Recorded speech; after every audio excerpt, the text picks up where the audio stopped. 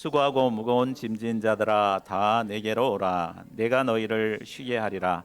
고마우신 하나님, 참된 쉼을 얻지 못하고 참 고난 고통 가운데 방황할 수 없는 저희들을 참 쉼의 길로 인도하여 주신 것을 감사합니다.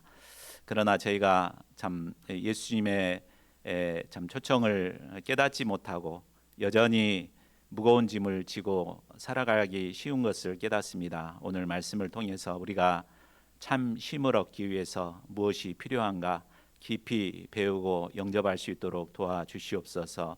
감사하고 모든 말씀을 주 예수 그리스도 이름으로 기도하였습니다. 아멘. 여름 방학이나 휴가 기간이 되면 삶에 지친 사람들은 쉼을 통해 재충전의 시간을 갖고자 합니다. 저는 여행을 굉장히 좋아하는데 목적지를 정하고 숙소를 예약하고 또 근처 맛집을 검색합니다. 그리고 부푼 기대감으로 여행을 떠납니다. 그러나 여행을 마치고 돌아오면 재충전이 되기는커녕 더 피곤하고 일하기가 싫어집니다. 저도 얼마 전 오랜만에 유럽 여행을 갔다가 돌아온 후에 입이 부르트고 몸살이 나서 한동안 고생을 했었습니다. 죄로 말미암아 에덴의 낙원을 잃어버린 인간은 세상의 그 어디에서도 참된 만족과 쉼을 얻을 수 없습니다. 그런데 예수님께서는 이런 우리에게 참 쉼을 주시기 위해서 이 땅에 오셨습니다. 믿습니까? 왜 대답이 없습니까? 참 쉼을 주시기 위해서 오셨습니다. 자, 그렇다면 우리가 예수님을 통해서 주시는 참 쉼을 얻기 위해서는 무엇이 필요할까요? 오늘 세 가지로 정리했습니다. 오늘 말씀을 통해 이를 배우고 참 쉼을 누리는 저희 모두가 되기를 기도합니다. 파트 1, 성경에 기초한 바른 메시아관을 가져야 합니다. 그러니까 참 쉼을 얻기 위해 첫 번째는 성경을 통해서 참된 메시아관을 갖는 것입니다. 자, 1절을 보십시오. 12제자를 전도 훈련 보내신 후에 예수님은 여러 동네에서 가르치시며 또 예수님도 전도하시기 위해 그곳을 떠나셨습니다. 제자들과 예수님의 전도를 통해 이제 천국 복음은 널리 퍼지게 되었고 예수님의 소문도 널리 퍼져 나가게 되었습니다. 자, 이 3절을 보십시오. 예수님의 소문은 옥에 있던 세례 요한에게도 전해졌습니다. 세례 요한은 헤롯 왕이 동생의 아내를 취한 잘못을 지적했고 그것 때문에 억울하게 감옥에 갇혀 있었습니다. 예수님의 소문을 듣게 된 요한은 감옥에서 그의 제자들을 예수님께 보내서 물었습니다. 오실 그이가 당신이 오니까 우리가 다른 일을 기다리오리까? 자, 이 질문 속에는 예수님이 구원자가 아닐지도 모른다는 이 회의와 의심이 담겨 있습니다. 우리가 공부했지만 마태복음 3장을 보면 세례 요한은 세례를 받으러 오신 예수님이 구약 성경에 예언된 메시아가 되심을 한눈에 알아봤습니다. 그리고 예수님이 세례를 받으신 뒤에 하늘이 열리고 성령이 비둘기같이 내려와 예수님께 임하는 것도 보았습니다. 무엇보다 하나님께서 이는 내 사랑하는 아들이요 내 기뻐하는 자라 라고 선포하시는 말씀도 들었습니다. 그랬던 요한이 어쩌다가 이처럼 예수님을 의심하게 되었을까요? 그 이유는 그가 잘못된 메시아관을 가지고 있었기 때문입니다. 마태복음 3장 12절에서 그가 말했던 것을 보면은 그는 메시아가 오시면 마치 농부가 타작을 해서 알곡과 쭉정이를 구별해서 쭉정이를 불에 태우듯이 이런 심판이 이루어질 것을 기대하고 있었습니다.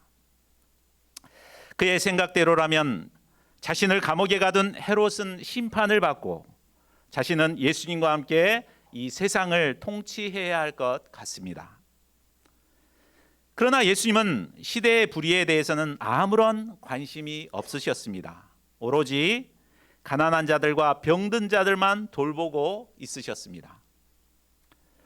악한 헤롯 왕은 왕궁에서 여전히 호의호식하고 있었고 의를 외쳤던 자신은 감옥에 갇혀 언제 죽을지 모르는 상황에 처하게 되었습니다. 자신의 생각과 다른 이런 힘든 상황 앞에서 그의 마음에는 슬그머니 예수님이 구원자가 아닐지도 모른다는 이런 의심이 들어온 것입니다. 자, 여기서 우리는 세례 요한처럼 위대한 믿음의 사람이라도 이 잘못된 메시아관을 갖고 있을 때 신앙의 큰 위기를 맞게 된다는 것을 배우게 됩니다. 예수님을 구원자로 믿는 사람들 중에는 이처럼 잘못된 메시아관을 갖고 있는 사람들이 많습니다. 어떤 사람들은 예수님을 믿기만 하면 무조건 복받고 자신이 하고자 하는 일들이 다 잘 될 것이라 믿는 사람들이 있습니다. 어떤 분은 예수님이 사랑이 풍성하기 때문에 우리가 어떤 죄를 범하더라도 다 용서해 주신다라고 생각하며 아주 담대하게 죄를 짓는 사람도 있습니다. 반면에 어떤 분은 예수님이 우리가 조금만 잘못해도 무섭게 심판하시는 분이라 생각하고 두려워하는 분도 있습니다. 이처럼 우리가 자기 중심적인 메시아관을 갖고 신앙생활을 할 때 어떻습니까? 자신이 생각하던 대로 일이 잘 이루어지면 한껏 마음이 높아집니다. 반면에 자신의 생각대로 이루어지지 않으면 세례 요한처럼 불신에 사로잡힙니다. 예수님 믿어도 별것 없네 하면서 믿음을 잃어버릴 위험에 처하게 됩니다. 자, 그렇다면 이런 위기에 빠진 세례 요한을 예수님은 어떻게 도와주십니까? 4절, 5절을 우리 같이 읽어볼까요? 시작. 예수께서 대답하여 이르시되 너희가 가서 듣고 보는 것을 요한에게 알리되 맹인이 못 걷는 사람들이 걸으며 나병 환자가 깨끗함을 받으며 못 듣는 자가 들으며 죽은 자가 살아나며 가난한 자에게 복음이 전파된다 하라. 이 말씀은 이사야서에 예언된 메시아의 하실 일입니다. 하나님께서는 예수님이 오시기 700년 전에 이사야 선지자를 통해 메시아가 하실 일이 무엇인가를 예언하셨습니다. 예수님께서는 이 말씀에 기초하여 요한의 잘못된 메시아관을 바로 잡아주셨습니다. 자, 이처럼 잘못된 메시아관을 가진 사람을 가장 잘 돕는 방법은 성경 말씀을 공부하는 것입니다. 성경 말씀을 통해 나의 잘못된 메시아관을 깨닫고 바른 메시아관을 갖도록 도와주는 것입니다. 그래야 할 때 우리는 신앙의 위기를 이겨내고 끝까지 믿음의 길을 갈 수 있습니다. 예수님은 성경에서 메시아가 하실 일이 무엇인가를 가르쳐 주셨습니다. 그것은 맹인이 보며 못 걷는 사람이 걸으며 나병 환자가 깨끗함을 받으며 못 듣는 자가 들으며 죽은 자가 살아나며 가난한 자에게 복음이 전파되는 것입니다. 메시아의 사역의 특징은 정치적이거나 사회 개혁적인 것이 아니었습니다. 절박한 문제를 안고 살아가는 한 사람 한 사람이 예수님을 영접하고 회복되는 것이었습니다. 예수님은 우리 가운데 이런 역사를 이루어 가십니다. 예수님은 이제 결론적으로 말씀하십니다. 6절을 보십시오. 누구든지 나로 말미암아 실족하지 아니하는 자는 복이 있도다. 여기서 누구든지라는 말 속에는 아무리 위대하고 훌륭한 자라도 실족할 수 있다는 것을 말해줍니다. 또한 나로 말미암아라는 말은 예수님 때문에도 실족할 수 있다는 가능성이 있음을 말해줍니다. 아무리 신앙생활을 오래 한 목사라도 장로가라고 해도 예수님을 잘못 믿으면 실족할 수 있다는 것입니다. 그러므로 우리는 늘 겸손히 성경 말씀에 근거해서 예수님을 바로 믿고 배우는 것이 중요합니다. 자, 7절을 보십시오. 요한의 제자들을 보내신 후에 예수님은 무리들에게 세례 요한이 얼마나 위대한 자인가를 설명해 주십니다.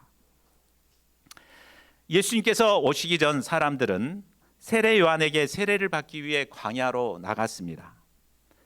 그때는 세례 요한이 메시아가 아닌가 할 정도로 그를 위대하게 여겼습니다. 그런데 감옥에 갇혀 흔들리는 그를 보며 요한이 갈대와 같은 자라고 판단하는 마음을 갖기 쉬웠습니다. 그러나 요한은 바람에 흔들리는 갈대 같은 자가 아닙니다. 또한 고생을 두려워하는 부드러운 옷을 입은 자도 아니었습니다. 9절을 보십시오. 세례 요한은 바로 하나님의 말씀을 선포하는 선지자였습니다. 그런데 예수님께서는 세례 요한을 선지자보다 더 나은 자라고 말씀하십니다. 구약 성경을 보면 수많은 선지자들이 있습니다. 그런데 세례 요한은 이 구약의 모든 위대한 선지자보다도 더 나은 자라는 것입니다. 이는 그가 능력이 많거나 훌륭해서가 결코 아닙니다. 그가 모든 선지자보다 나은 것은 바로 그가 감당했던 사역에 있었습니다. 10절을 보십시오. 기록된 바 보라, 내가 내 사자를 내 앞에 보내노니 그가 내 길을 내 앞에 예비하리라 하신 것이 이 사람에 대한 말씀이니라. 구약의 모든 선지자는 그저 멀리서 오실 메시아를 예언했습니다. 그런데 세례 요한은 메시아를 직접 가까이에서 보고 친히 그 길을 예비하는 사명을 감당했습니다. 이는 실로 구약의 모든 선지자가 사모하는 위대한 사명이었습니다. 11절을 보십시오. 예수님은 여자가 낳은 자 중에 세례 요한보다 큰 이가 없다고 하시며 극찬을 해주십니다. 그러나 천국에서는 극히 작은 자라도 이 요한보다 더 크다고 말씀하십니다. 천국은 예수님께서 선포하신 복음의 말씀을 영접하고 하나님의 다스림을 받아 살아가는 신약 성도들의 성도를 가리킵니다. 예수님은 신약의 성도인 우리가 세례 요한이나 또 더 나아가 구약의 선지자들보다도 더 크다고 말씀하십니다. 더 큽니다. 아십니까? 자, 왜 그렇습니까? 세례 요한은 직접 예수님을 만나 선구자의 사명을 감당했지만 그것이 전부였습니다. 그런데 예수님의 십자가를 통해 죄사함과 부활의 영광 또 성령의 역사는 알기는 했지만 직접 체험해 보지는 못했습니다. 그런데 우리는 극히 작은 자라도 이 모든 것을 체험하고 누리며 살아갑니다. 천국을 얻는다는 것이 바로 예수님의 십자가와 부활을 경험하고 예수님의 성령의 능력을 덧입어 살아가는 것이 천국의 삶 아닙니까? 그러니까 우리가 더 위대하고 크다는 말입니다. 이 때문에 아무리 작은 자라도 세례 요한보다 비교할 수 없는 축복을 누리고 살아가고 있습니다. 자, 그러므로 우리가 얼마나 복받은 자인가를 알아야겠습니다. 우리 옆 사람들에게 한번 얘기해 주실까요? 당신은 세례 요한보다도 큰 복을 받은 자입니다. 예. 자, 우리가 얼마나 축복받은 자인가를 깨달을 수 있기를 바랍니다. 자, 그렇다면 이 귀한 천국을 우리가 어떻게 소유할 수 있습니까? 우리 12절도 같이 읽어보겠습니다. 시작. 세례 요한의 때부터 지금까지 천국은 침노를 당하나니 침노하는 자는 빼앗느니라. 자, 인간이 죄를 범함으로 천국의 문은 굳게 닫혀 있었습니다. 그러나 세례 요한 때부터 예수님께서 이 땅에 오심으로 이제 천국의 문이 활짝 열리게 되었습니다. 이제 누구든지 예수님을 믿기만 하면 이 천국에 들어갈 수 있게 되었습니다. 그런데 이 천국은 아무나 쉽게 들어갈 수 있는 곳이 아닙니다. 예수님은 이 천국을 침노를 당한다라고 표현하고 계십니다. 이 침노한다는 것이 어떤 말입니까? 죽기를 각오하고 죽기 살기로 악착같이 빼앗아 쟁취하는 것을 말합니다. 이처럼 천국은 침노하는 자의 자세로 어찌하든지 취하는 자가 얻을 수 있습니다. 지금까지 예수님께 나와 구원의 은혜를 받았던 자들을 한번 생각해 보십시오. 그들이 가만히 집에 누워 있다가 구원을 받았습니까? 전혀 그렇지 않습니다. 중풍병자는 친구들의 도움으로 악착같이 남의 지붕을 뜯어내서라도 예수님께 나갔기 때문에 구원을 받을 수 있었습니다. 문둥병자는 돌에 맞아 죽을 위험을 감수하고 죽을 각오로 예수님께 나갔기 때문에 깨끗함을 받을 수 있었습니다. 12해를 혈류증 앓았던 여인도 부정한 여인으로서의 자식을 극복하고 믿음으로 사람들의 틈을 비집고 예수님의 옷자락에 손을 대었기 때문에 구원을 받을 수 있었습니다. 이처럼 천국은 포기할 줄 모르는, 그리고 끈질기게 구하고 찾고 두드리는 자에게 주어지는 것입니다. 자, 이번 주 목요일부터 시작되는 여름 수양회는 짧은 기간에 성경 말씀을 통해 예수님을 영접하고 천국을 누릴 수 있는 아주 귀한 기회입니다. 제가 이 여름 수양회를 통해서 예수님을 영접하고 천국을 누리고 있습니다.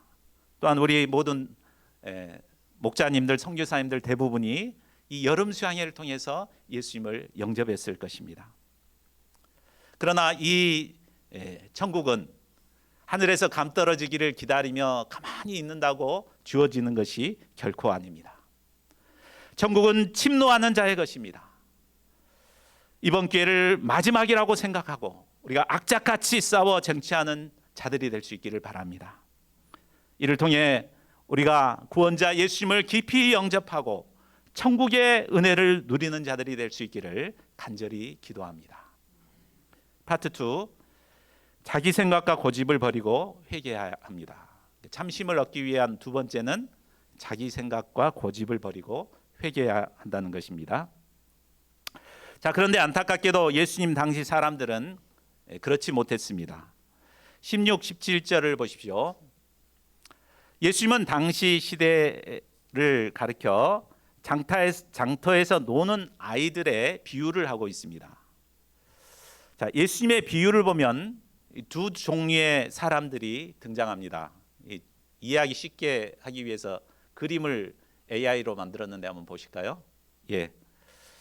한 무리는 춤을 추거나 울어도 전혀 반응하지 않는 사람들이 있습니다. 오른쪽 여기 보면 오른쪽 사람들이죠.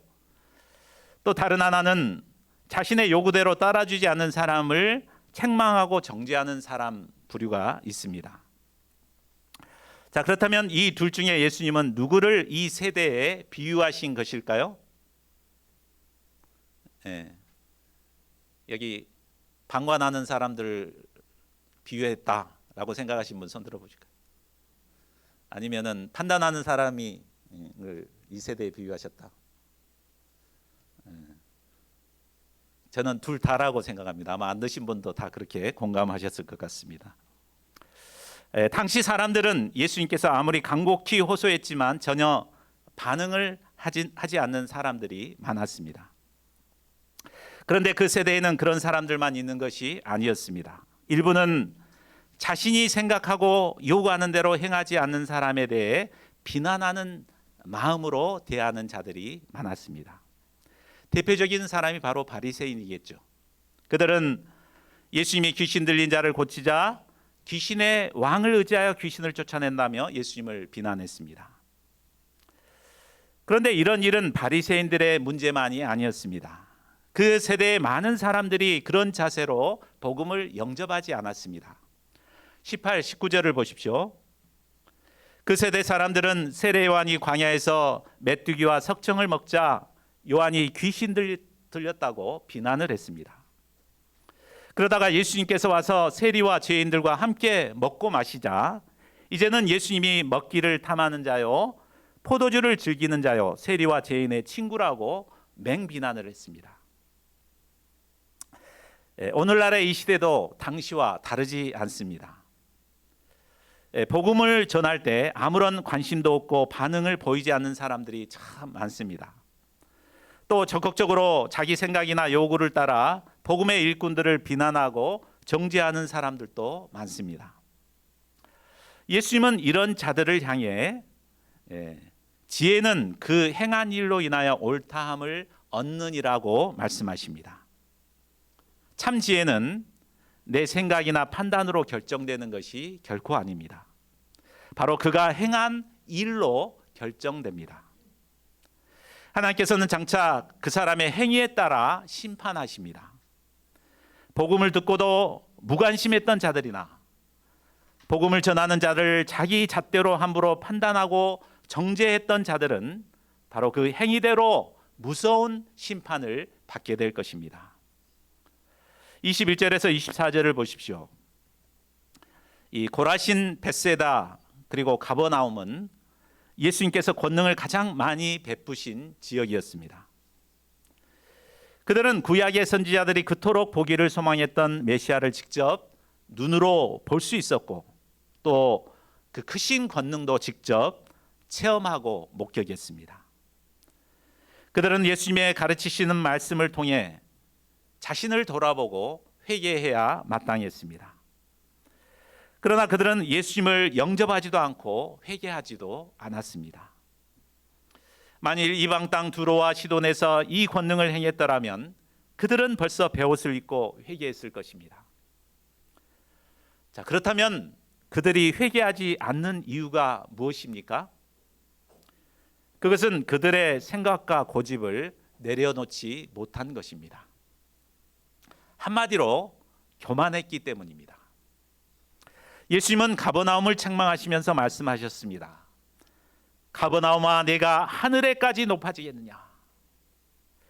그들의 마음은 하늘까지 높아져 있었습니다. 하늘까지 높아져 가지고 판단하고 정죄했습니다. 결국 이런 그들에게는 심판의 날 소돔보다도 더 큰 심판이 그들에게 임하게 될 것입니다. 참 평안과 쉼을 얻기 위해서 우리에게 필요한 두 번째가 바로 자기 생각과 고집을 버리고 높아진 마음을 회개하는 것입니다. 그리고 겸손히 예수님이 행하신 권능과 말씀을 붙드는 것입니다. 그렇게 할 때 우리는 심판에서 벗어나 구원의 은혜를 누리는 자들이 될 수 있습니다.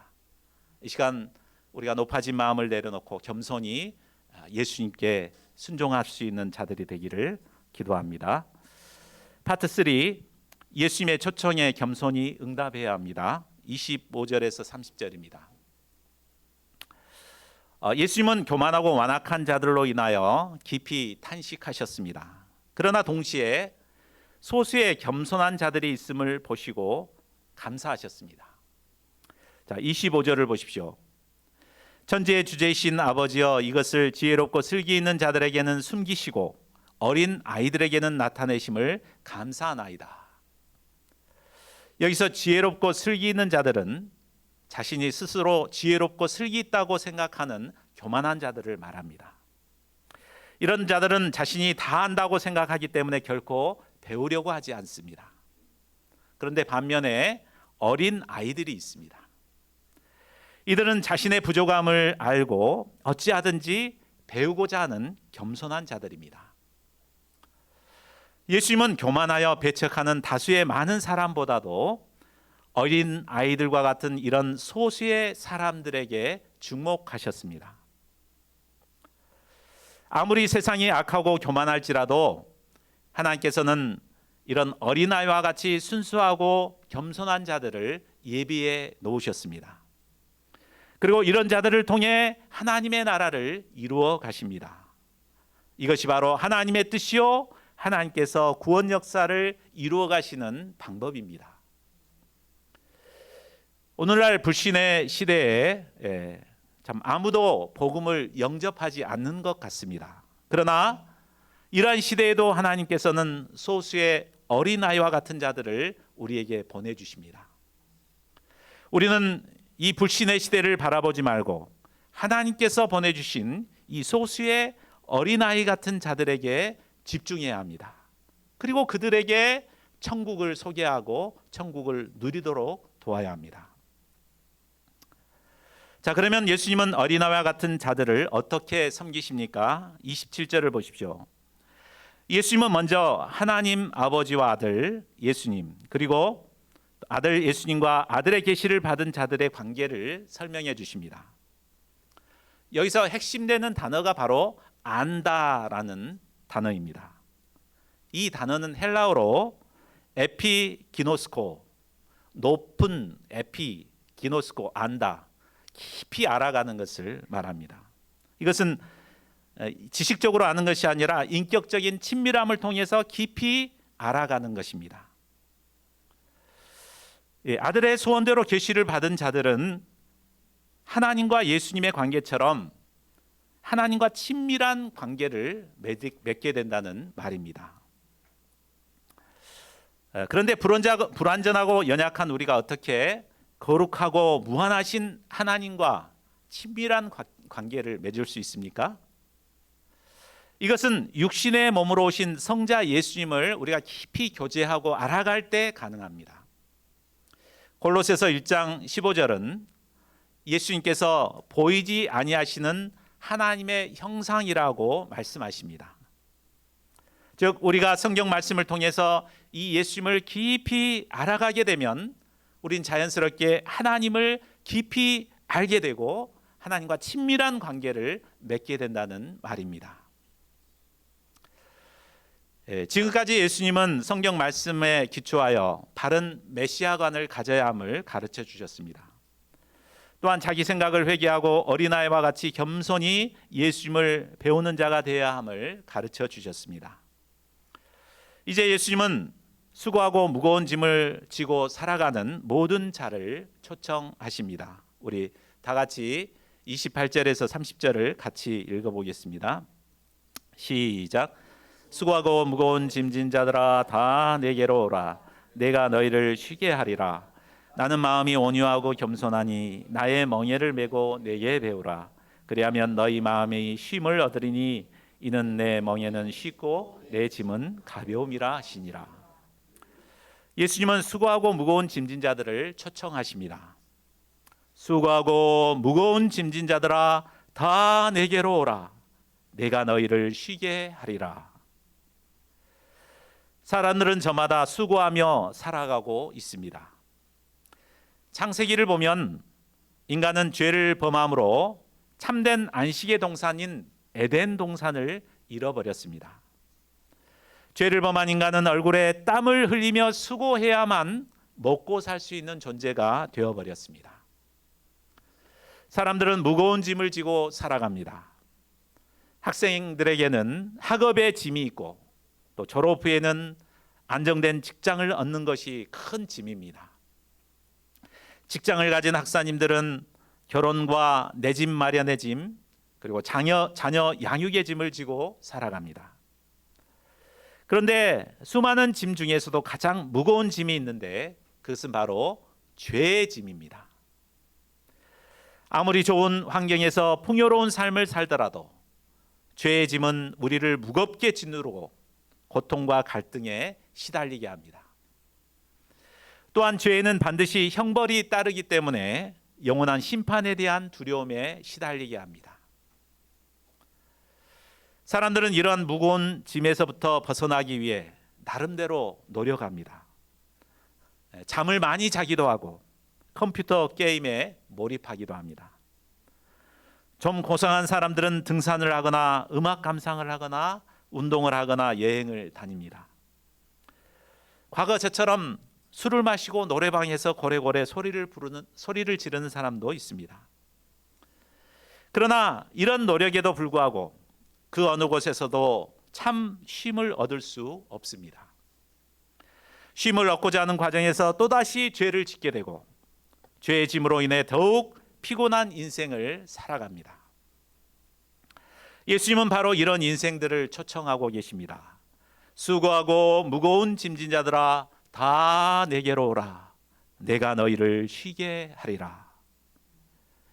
예수님은 다 내게로 오라고 초청하십니다. 그리고 참 쉼을 얻을 수 있는 유일한 길은 예수님 뿐이심을 알려주십니다. 왜냐하면 예수님은 하나님께로 나아갈 수 있는 유일한 중보자가 되시기 때문입니다. 우리가 예수님을 통해 하나님께 나아갈 때 하나님을 통해서 참 쉼을 얻습니다. 왜 그렇습니까? 우리의 영혼은 바로 하나님께로부터 온 것이기 때문입니다. 우리가 하나님께 나아갈 때 진정한 참된 쉼을 누릴 수 있습니다. 중세 기독교의 성자였던 성 어거스틴은 참된 안식을 얻기 위해 수없이 방황을 했던 자입니다. 16살 때부터 방종한 삶을 살며 쾌락을 쫓아 살았습니다. 그는 심지어 만이교 이단 사상에 빠져 9년 동안 살기도 했습니다. 그러나 그런 방황 끝에 그가 예수님의 안식을 영접한 후에 그는 이렇게 고백했습니다. 우리의 마음은 주님 안에 안식하기까지는 안식하지 못하나이다. 우리가 참심을 얻기 위해서는 예수님께 나아가야 합니다. 우리가 있는 모습 그대로 예수님께 나아갈 때 예수님께서는 죄사함의 은혜를 베푸시고 무거운 죄의 짐으로부터 해방시켜 주시고 하나님과 바른 관계성을 맺게 도와주십니다. 하나님과 바른 관계성을 맺게 될 때 우리는 비로소 우리의 영혼은 참심을 얻을 수 있습니다. 예수님께 나온 후에는 예수님이 주시는 멍에를 메어야 합니다. 넘겨주세요.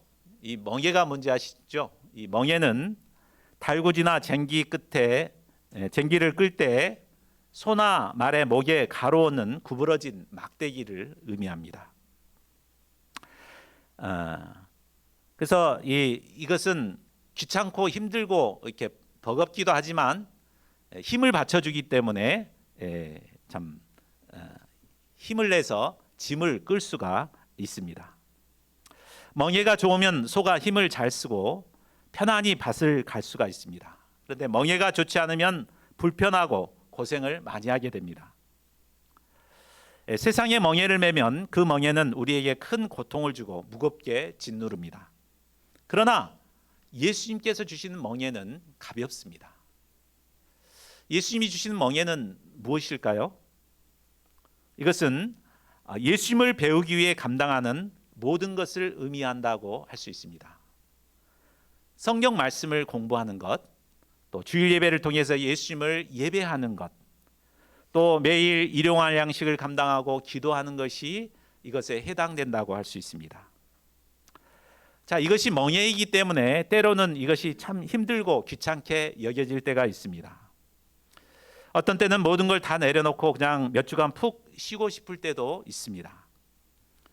그러나 이 멍에를 벗어버릴 때 마음이 편할 것 같지만 전혀 그렇지 않습니다. 말씀 없이 기도 없이 한번 살아보십시오. 얼마나 답답합니까? 사람들은 본성대로 사는 것이 자유롭고 편할 것 같지만 실제로는 우리를 더 얽매이고 힘들게 만듭니다. 로마서 8장 13절은 우리가 육신의 본성대로 살면 반드시 죽을 것이로되 영으로서 몸의 행실을 죽이면 산다고 말씀하십니다.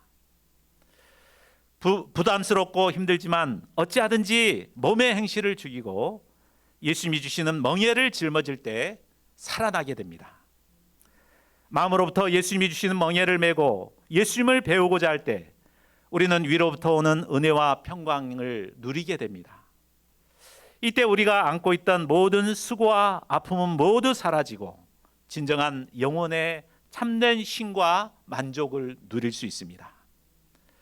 우리를 부르시는 예수님의 부름의 초청에 응답함으로 예수님께 나가 참된 쉼을 누리는 저희 모두가 되기를 간절히 기도합니다. 말씀을 맺겠습니다. 이 상을 통해 영혼을 소유한 우리 인간이 참 쉼을 얻기 위해서 필요한 것이 무엇인가를 배울 수 있었습니다. 그것은 먼저 하나님께서 우리에게 약속하신 구원의 주 메시아를 바로 성경 말씀을 통해서 배우는 것입니다. 그리고 천국을 침노하는 자세로 간절하고 절박한 마음으로 영적인 투쟁을 감당해야 합니다. 이를 위해서 구체적으로 자기 생각과 고집을 버리고 겸손히 회개해야 합니다. 그리고 우리를 초청하시는 예수님께 믿음으로 나아가 예수님께서 주시는 멍에를 짊어져야 합니다. 이때 우리는 예수님께서 주시는 참된 쉼을 누릴 수 있습니다. 예수님께서는 수고하고 무거운 짐을 지고 살아가는 우리들에게 참 쉼을 주시기 위해서 이번 주 목요일부터 보성 여름 수양회로 우리를 초청하십니다. 수고하고 무거운 짐진 자들아 다 내게로 오라. 내가 너희를 쉬게 하리라. 이 예수님의 초청의 음성을 마음으로 영접하고 순종함으로 수양회를 통해서 참된 쉼을 누리는 저희 모두가 되기를 간절히 기도합니다.